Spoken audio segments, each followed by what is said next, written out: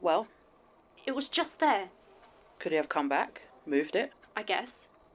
And you're sure you didn't recognise him? No, he was, I'd never seen him before. But? He felt like death. What, capital D, death? Yeah, one of your dark gods. They're not... Look, I'm trying to help. You came to me. I came to Melanie. Well, sorry. Right now, I'm it.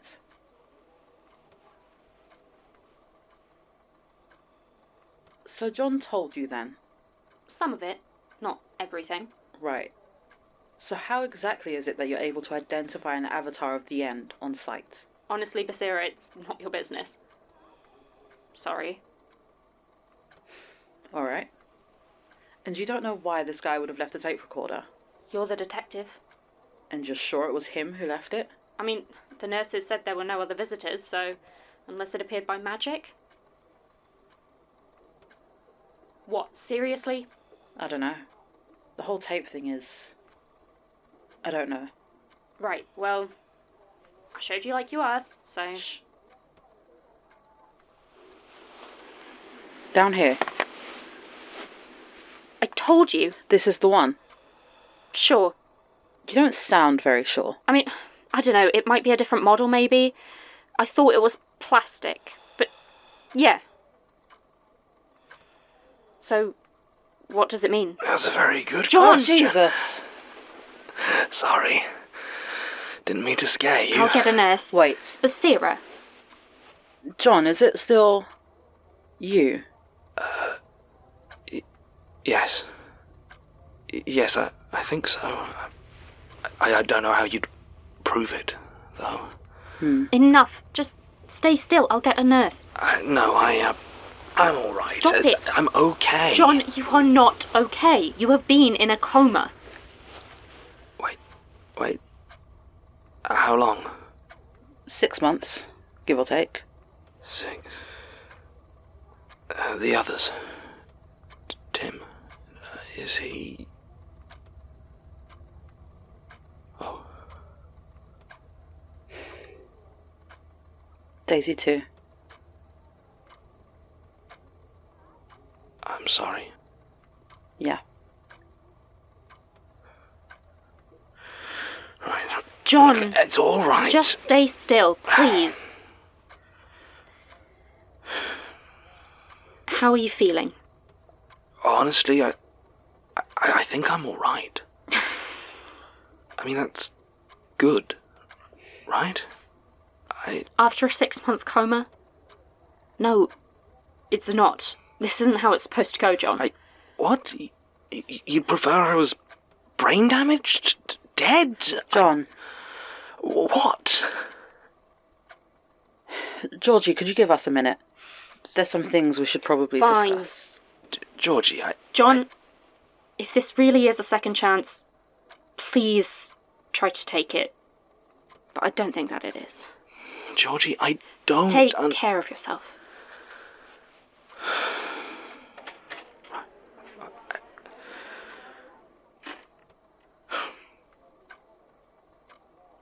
What about you? Disappointed to see me alive? Basira? We can deal with it later. Yeah, okay. Do you want me to grab you some water, or...? No, the statement in your bag. Oh. Yeah, I just grabbed one on the way out. I thought maybe you'd need it. You were right. I think it would do me some good. Do you have a tape... Oh. How did you know I brought one? Right. Thank you, Basira.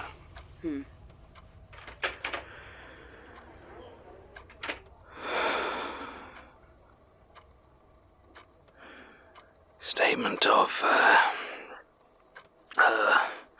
Laurel St. John regarding, zombies. Original statement given 1st February 2015. Recording by Jonathan Sims, the archivist. Statement begins. People always used to tell me I was solipsistic. They said that I never really engaged with other people, never acted like they really existed or mattered, at least not in the same way that I did. And I suppose in many ways they were right. It's hard to explain without sounding stupid. Obviously other people are real. Obviously the way a building is real or my watch is real. They exist. If people weren't real, I'm sure I would find them much less of a chore. So no, I don't not believe in other people. I just find it very difficult to feel for others. I can't understand them, and they've always seemed... Well, there's no tactful way to say it. They've always just seemed a little bit pointless. I know what my pain feels like, and I know what my joy feels like, but when I see those same things on the faces of my friends or my enemies, I feel... Well, that's it, isn't it? I don't really feel anything. Their emotions and suffering feel as distant to me as a character on a movie screen. More distant, really. In many ways, I find those crude caricatures that wander through ridiculous plot after ridiculous plot more relatable than the people watching next to me. That said, Danielle did tell me once that films tend to depict characters like that, so it's easier to project yourself onto them. So maybe it isn't quite as surprising as all that. I like animals, too. They don't pretend to be important. So, assuming you can understand anything, I would hope that you could understand why the philosophical concept of zombies might worm its way into my mind. Danielle studies philosophy. Well, she studied philosophy. And she was one of those people who loved to talk to others about it, try to explain it as a way of internalizing the information. So, come exam season, her favourite revision method was to try and explain a year's worth of dusty old white men thinking about existence to me. She said it really helped, and, well, sometimes I didn't have anything better to do. It never stuck, of course. It's all kind of rubbish, really. People trying to think the universe into making sense, coming up with all sorts of nonsense and trying to claim that because they can imagine it, it must be true. I'm grossly oversimplifying, of course, but I don't care. I don't think Danielle did very well in her exams. I remember the night she told me about zombies. It was dark outside and must have been late. It was high summer and the days were long and sweltering. Our building really kept the heat and had very few opening windows, so even in the evening that humid warmth seemed to stick around. One of our housemates, Liam, was sat at the other end of the living room playing some obnoxious video game. He had the lights at that end of the room turned off, and the screen lit up his blank, gormless face as he stared at some space monster or other that he had to kill. Danielle explained that a philosophical zombie is someone who outwardly displays all the signs of life and consciousness. They talk, they laugh, they scream, they even appear to think. But they have no inner life at all, no actual subjective experience. It's all a ruse, a conjuring trick.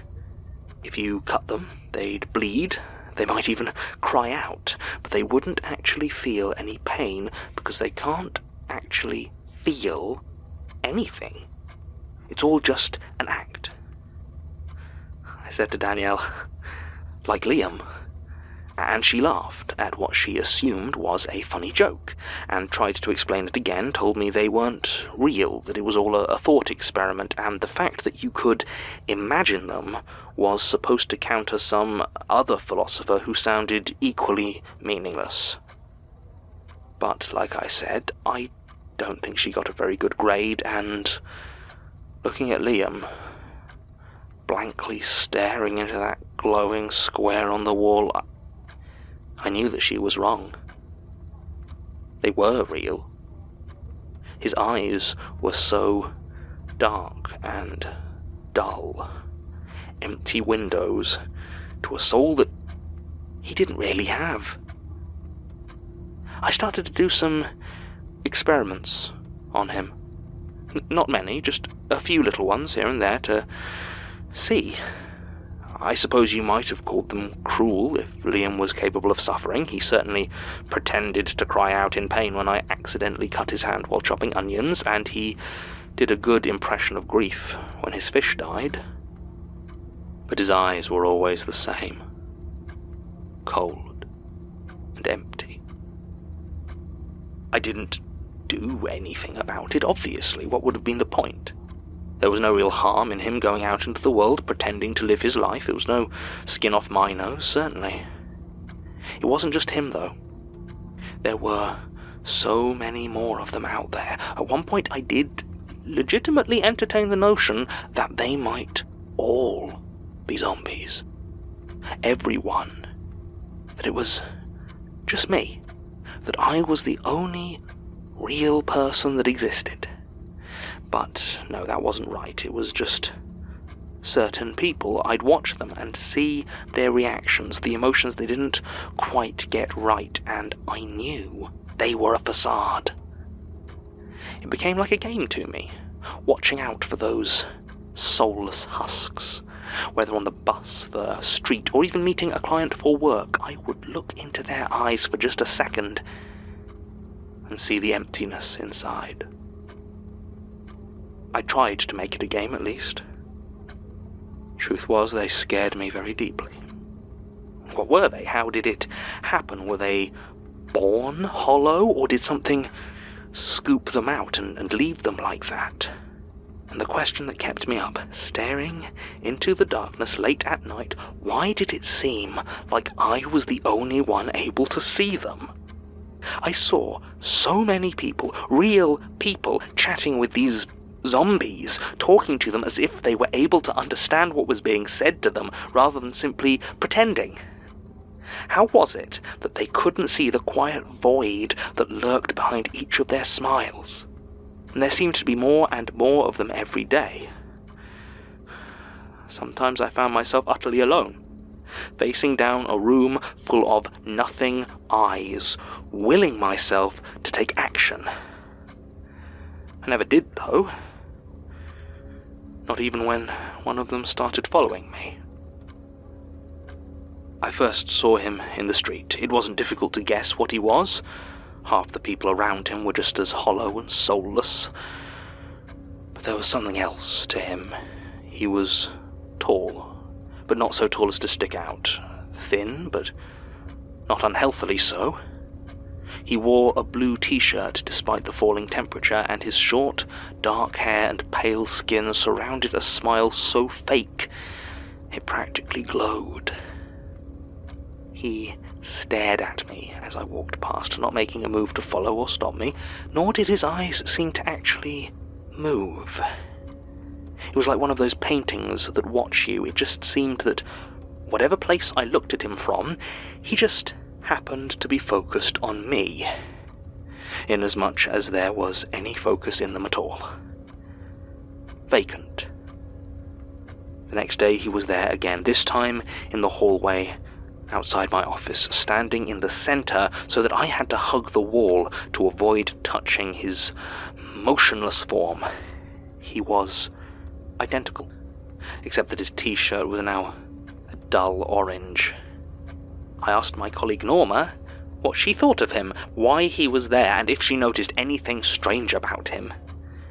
She looked out into the corridor, then looked back at me and shook her head.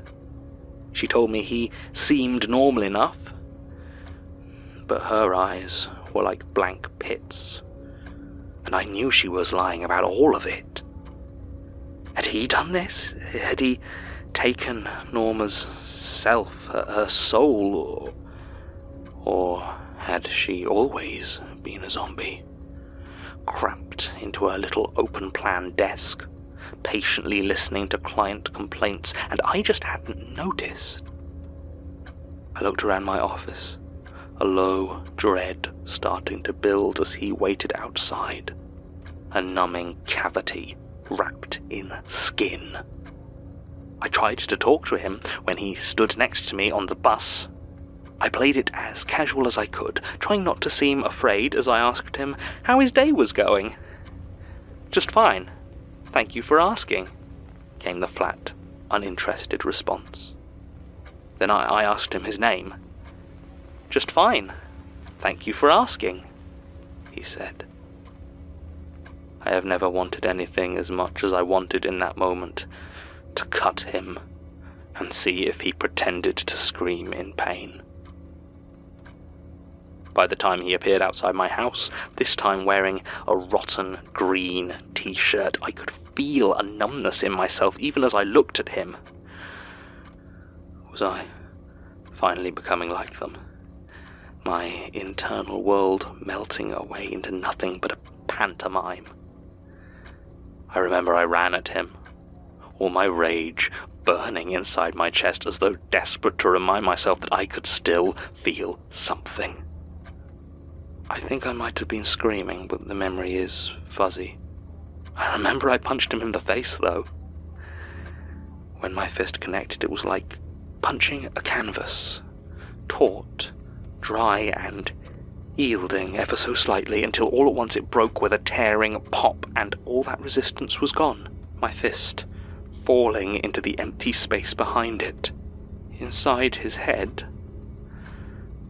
I pulled my hand back in sudden disgust, and he looked at me through the torn and bloodless hole in his head.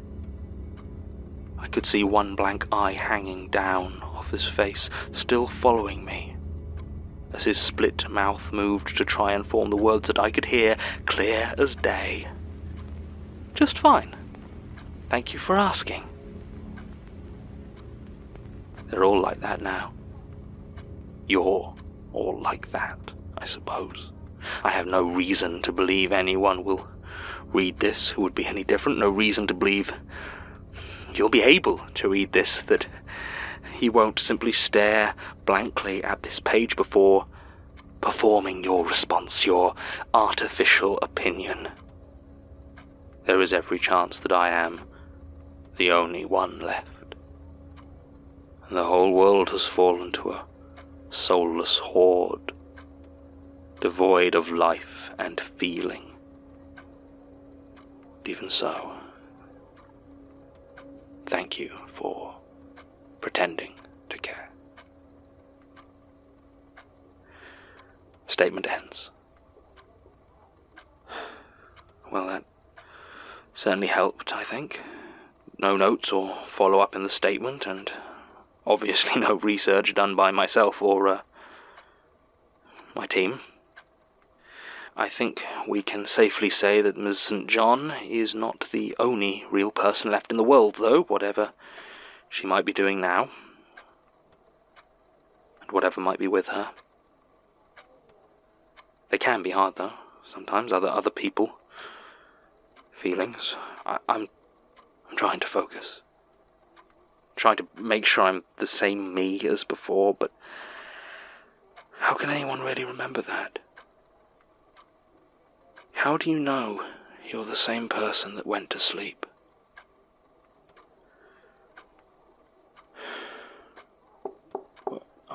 Yes, I'm done. Georgie, is she, She's gone. Didn't see where. No, I wouldn't have, probably for the best. Yeah. Better? Yes. Yes, thank you. Right. Then I've got questions. So do I. Me first. What are you? Honestly, I don't know. I don't feel inhuman or... I want to say I'm the same, but I don't really know if that's true. I know I'm different. I feel more real, somehow. So what does that actually mean? Probably nothing good. My turn. What happened to me? How much do you remember? I don't... Music? Everything was wrong. Gertrude was there, and then... dancing, I think. Then... pain. And I was somewhere else. Dreaming. Dreaming? Yes. You're sure about Tim? Yeah, they found his remains a few days later. And Daisy? They still haven't found her body. Probably never will. I thought for a while she might, But it's been months. She's gone. Just you and me. And Melanie and Martin, I guess. Honestly, I'm surprised Martin isn't... What? Oh, God. The plant, it's... Martin, is he okay? What did Elias do? No, nothing. Elias isn't the problem. So, what? Elias is locked up. Wait, Martin's plan worked? Yeah, a bunch of sectioned officers took him in. He made some sort of deal, I think, but he's not getting out anytime soon. Oh. Wow, okay. Great, so what's the problem? He appointed an interim director, a guy named Peter Lucas. Oh. Yeah. Read about him. Yeah, I hunted down some of those old statements and... yeah. What did he do to Martin? I don't know. We don't see him around the archives much these days. Best I can figure, he's working on something with Lucas. No, that there must be something else. Maybe. I don't know. And Melanie? A lot's happened while you've been gone. Right. Well, I guess we should probably let one of the nurses know I'm awake. I'm sure they have all sorts of tests to do. Make sure I'm not a zombie, or... I don't suppose you brought in any clothes? No, I just, grabbed that statement on my way out. Right, well, I kept some in the archives in my office. Yeah, those got, we had to throw those out. What? Like I said, a lot's happened. Since I've been fine. I'll get you some new ones. Better ones. Anything else? Water, please. Sure thing. Oh, or a cup of...